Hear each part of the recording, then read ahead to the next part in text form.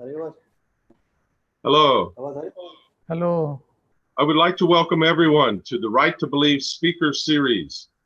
I have the privilege of being your host today. My name is Howard Self. I am president of Right to Believe.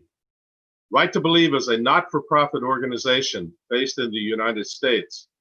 Our mission is to uphold the fundamental rights of religious freedom for all. We represent tens of thousands of individuals and organizations who are fighting to protect the right to believe in one's religion without undue governmental interference. Religious freedom is a fundamental human right, a critical keystone for any prosperous society. The theme for our series is, "We are all God's children. Together, we will protect our right to believe." This speaker series will feature spiritual leaders, as we have today, educators, civil activists, and government officials from around the world, speaking on various topics related to religious freedom.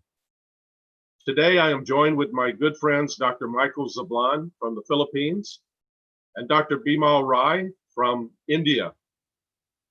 Both are very strong advocates for religious freedom.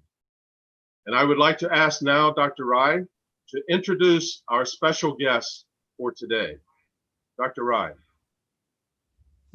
Thank you. It's my great privilege and honor to introduce our guest speaker today, Swami Agnivesh from India. He's born into an upper caste family, a Brahmin family from South India. He said his name, caste, and all his belongings and property to adopt the life of a Swami. He's known around the world for his campaign against bondage slavery, and in 1994, he was appointed the chairperson of the United Nations Voluntary Trust Fund on Contemporary Form of Slavery. He is the president of the World Council of Arya Samaj, a Hindu reform movement. He is the recipient of the Right Livelihood Award, an international award to honor and support those offering practical and exemplary answer to the most urgent challenges facing us today. It is widely known as the Alternative Nobel Prize. It's from Sweden. Now I hand over the floor to Sir Howard. Thank you. Thank you, Dr. Rai, for introducing our speaker, Swami Agnivesh. Welcome, Swami. We're so grateful to you. We understand you are preparing for surgery. In spite of that, you came in to be on our program today. We're so moved and so grateful to you. My understanding is your title, Swami, is described as one who gives up all his individual, social, and birth-based identities and belongings even to serve humanity and pursue spiritual truth. I hear that you are also a man of action and that you practice what you teach. I know it takes a lifetime to master, but in just a few minutes that we have, could you explain the core tenets of your faith that guide your everyday life in service to those around you? Thank you very much, Howard. First of all, let me introduce me. And I was myself as Bimal, born in a very orthodox Brahmin family way back in 1939, 21st of September, which now happens to be the International Day for Peace. It's a coincidence. Now, I was brought by my day of, and then there was nobody to support me or my other brothers, sisters. It completely sort of, the stage of begging. And then my grandfather, who was better situated, and he invited us to stay with him, and he was also very orthodox Brahmin. And he has set up a room for all gods and goddesses, a temple room in the house, and worship all those gods, goddesses. And accordingly, I was told that I was born a Brahmin and I was a Hindu.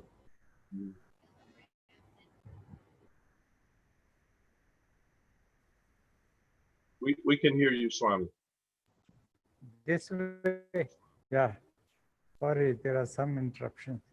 So then I was brought up in that tradition, ritual ridden, superstitious mongering, and miracle mongering, and dogma all around the religion. And whenever I had any simple question, very simple childlike, I'll be rebuked. This is a matter of faith, religion. You should not raise any question. They would ask me to shut up.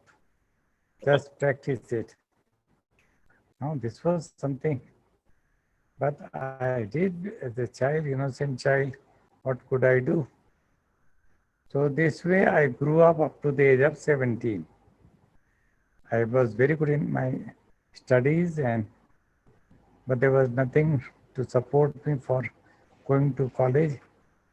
So I went to Calcutta for seeking a part-time job and attending morning or evening classes.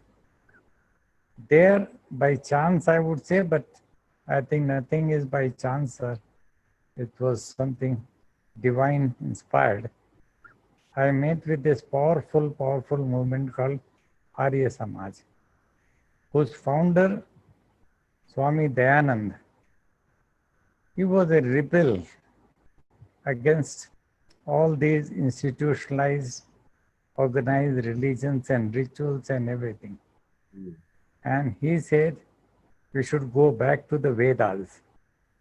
And the Vedas have a completely different form of God. The concept is completely radically different. And there the God means the cosmic energy.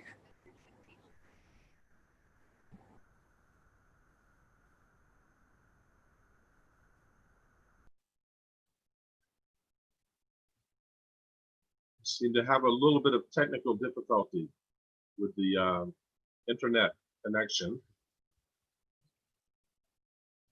Dr. Rai, would you help us understand a little more about Hinduism?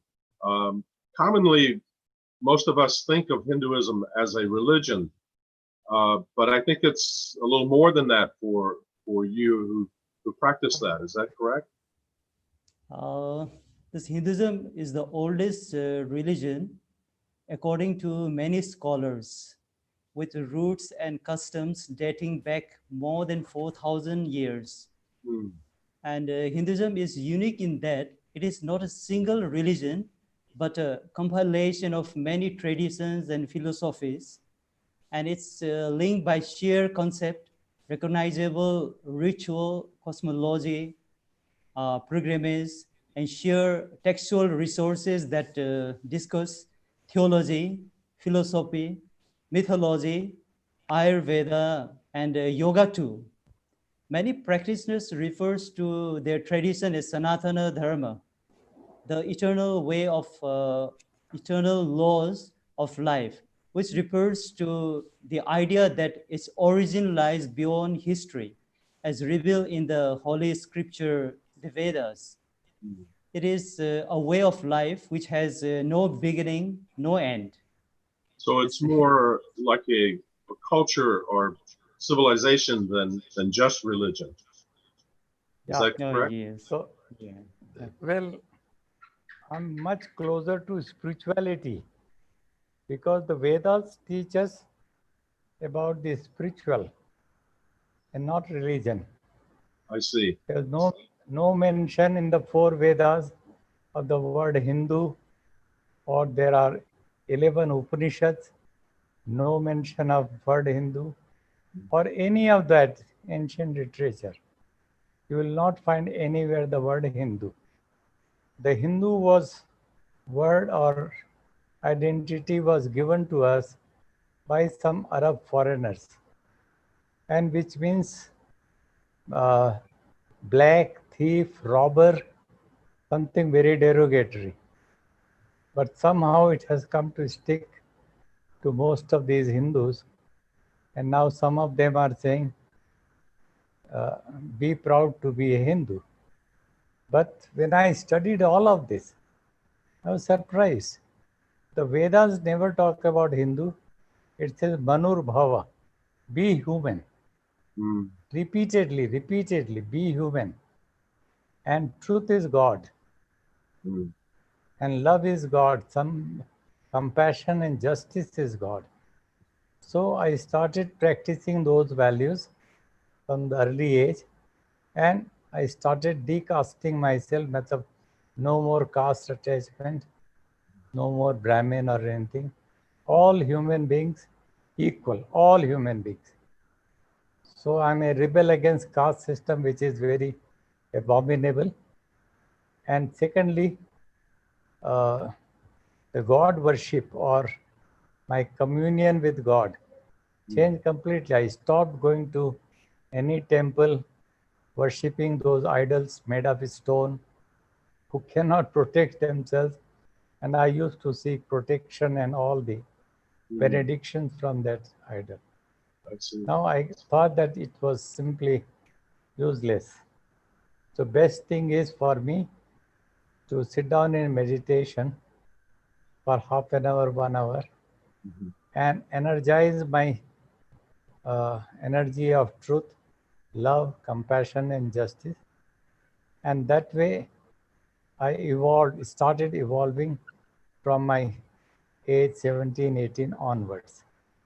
When I completed my education, Master of Commerce and Bachelor of Laws, I very surprisingly got an appointment to teach business management and law in a very prestigious Calcutta college, St. Xavier's College.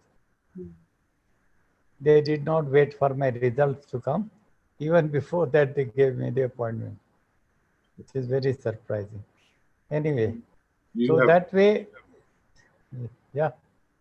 you have certainly led such an interesting life, and we understand that along with your worship, you have given so much of yourself to society. You have given voice to the underprivileged and the oppressed. We understand you work to break down intergenerational slavery, child labor, and some of the most serious social issues. This is a natural outcome from your faith, from your spirituality. Yeah, I can say service to mankind. spirituality. I would not say Hinduism, but spirituality of the Vedas as interpreted and by the founder Swami Dayanand. It's completely different. And therefore, I've been practicing these spiritual values which are transcending all religions and all nationalities. For me, Vasudhaiva Kutumbakam, which means the entire universe is one family, and not just human beings, also the birds and animals and other insects.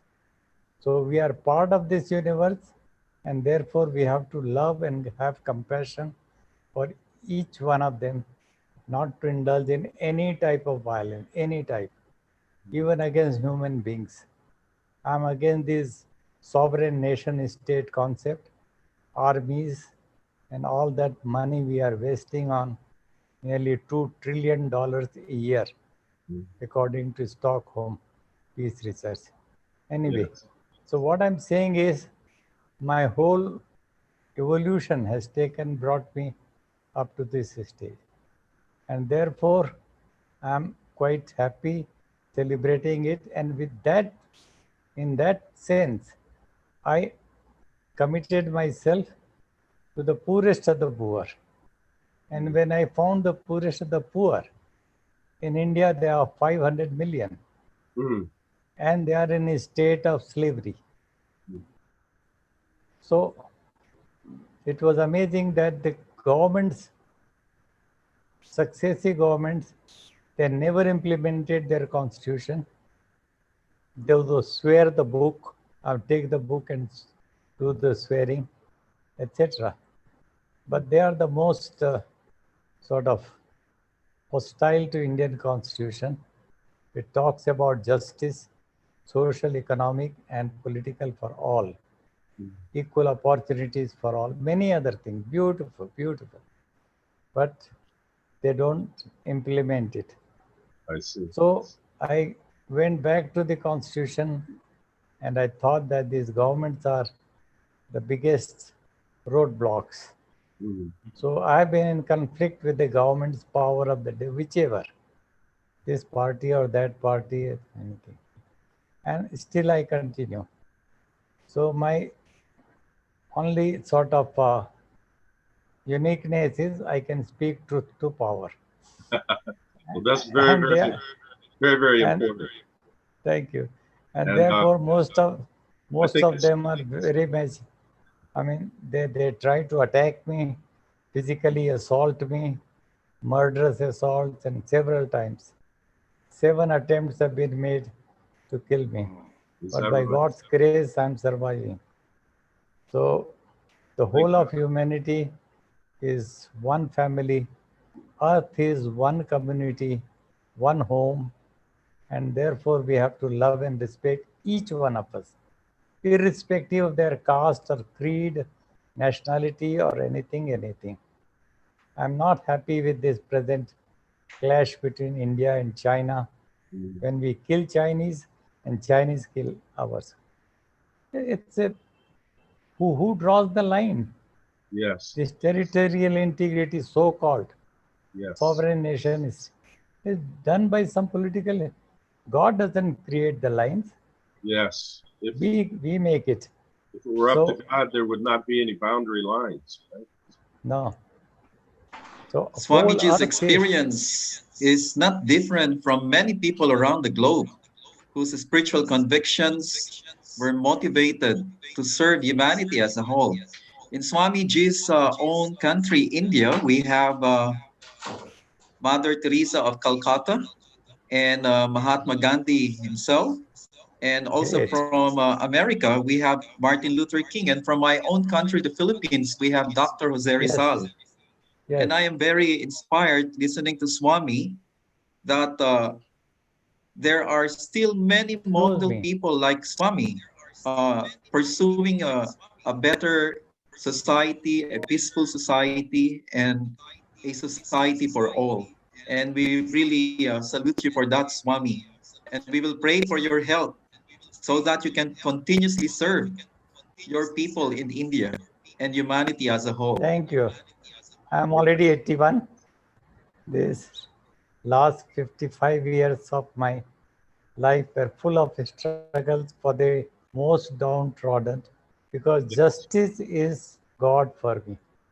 Yes. And therefore, social justice, equality of all human beings.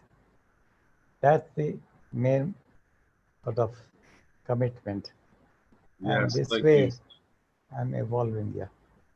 Dr. Rai, as a citizen there in India, could you say a few words about how you have seen the Swami's work impact on society? Swamiji's work has been an inspiration to many people, especially the youth. The reason behind is that everyone loves his simplicity and sacrificial life. People also get inspired because of his oratory skill, strong memory, spirituality, and his personality. He completely surrendered his life to do good for humanity. Swamiji, at 81 years of age, is truly electric figure. He led several initiatives to foster peace and interfaith harmony, nationally and internationally. His campaign against bonded labor and a campaign to end the world hunger, world hunger by 2030 have made people to come, think, and approach to eradicate such sight from the community and the world. Even at the age of 81, and that too from the hospital bed, he spared his precious time today to speak and share his words on RTV Olympiad are quite inspiring, which we won't obtain at any cost. Yes, truly amazing. Truly amazing. It's so wonderful to Amazing. meet you today, Swami. Yeah. And it's Now, interesting. let me come to the subject. The freedom of religion. Freedom of religion, please. Yeah, Yes. fundamental right. Now I find it such a contradiction. 20 years ago, there was a World Congress on the International Association for Religious Freedom, one of the oldest American NGO. So I was invited as a keynote speaker. When I was speaking, everybody was little stunned. And I said, freedom presupposes informed choice. It cannot be thrust upon an innocent child. To make an informed choice, you should be grown up at least up to the age of 18, 19, 20. Then only you are supposed to make an informed choice. Yes. But the parents, out of their love or whatever, innocence, the day a child is born, and immediately they pounce upon the child and they start a little innocent child to belong to that faith, religion, rituals, dogmas, everything. So nearly 99% of all Hindus are Hindus because they are born in a Hindu family. I see. Muslims are Muslims, same thing like that. So I said this freedom of religion is some sort of a contradiction because no real freedom exists for people to choose their religion, as you have put it. Choosing one's religion, and that freedom means freedom of choice, and freedom of choice involves informed choice. That informed choice cannot be made by a child of 10 days or 10 months. So this is something slavery, servitude. It's been thrust upon us. So the sooner we liberate ourselves from all these thrust upon religions, the better it would be for humanity. That's my submission. Very, So I'm very working. good Yeah, point. yeah. I have heard that you spearheaded the interfaith and interreligious movement nationally and globally through the All Faiths Parliament.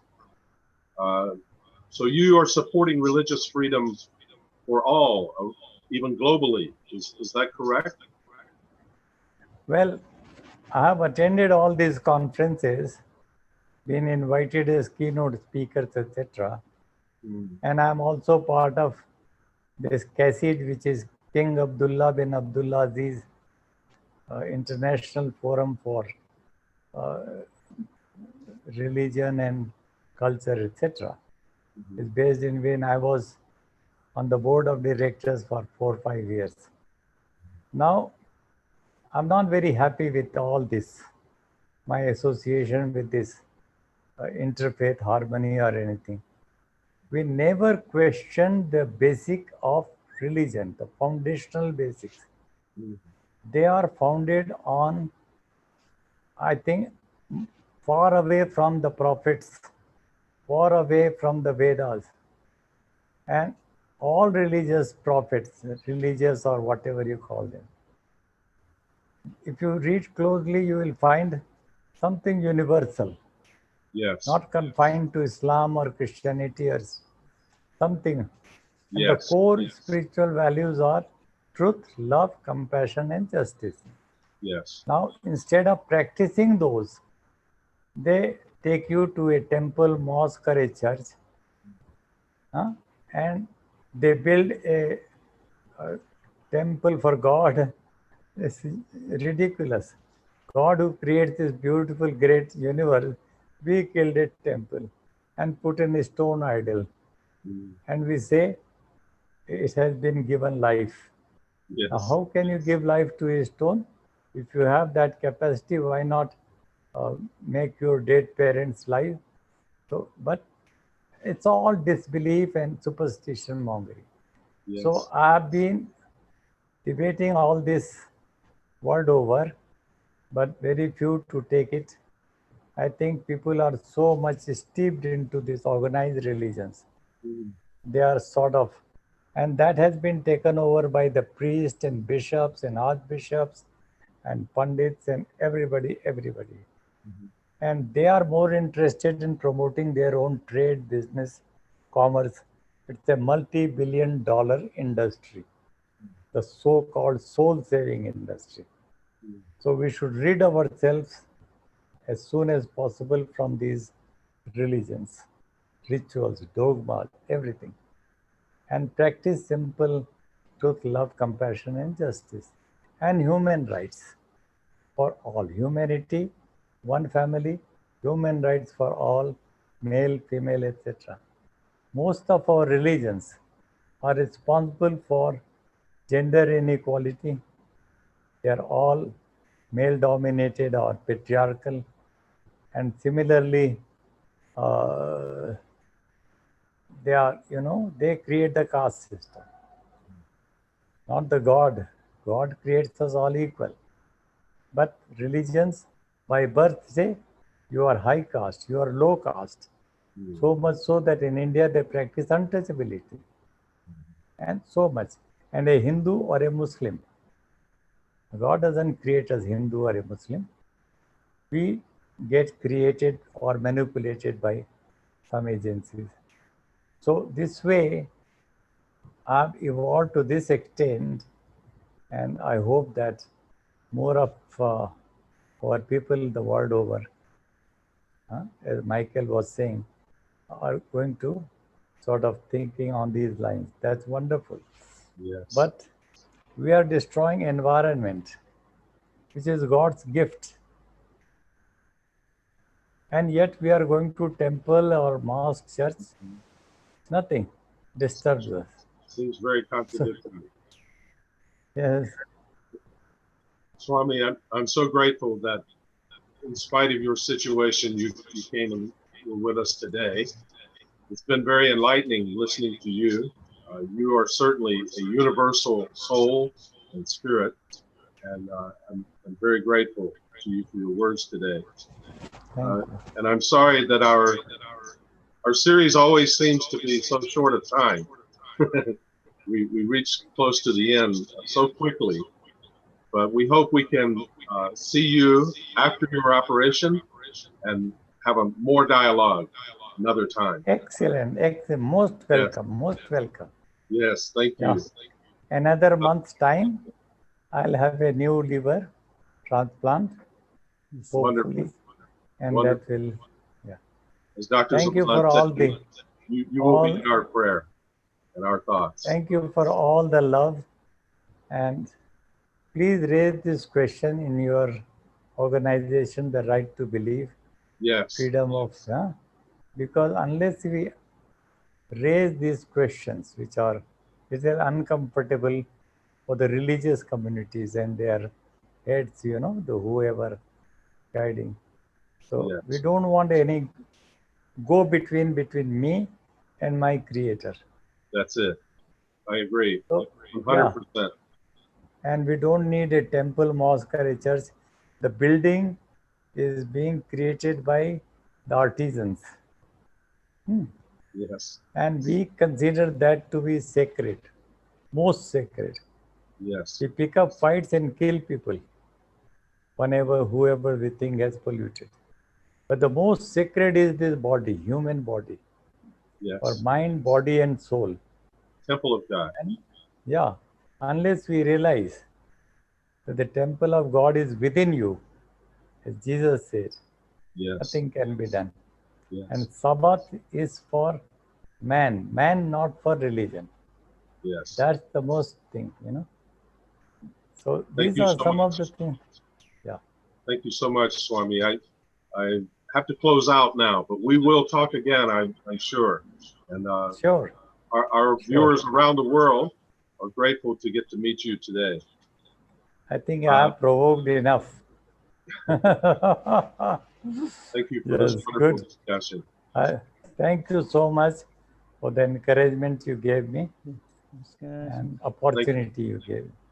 Thank you. Thank you so much, Swami. I've been to Philippines many times.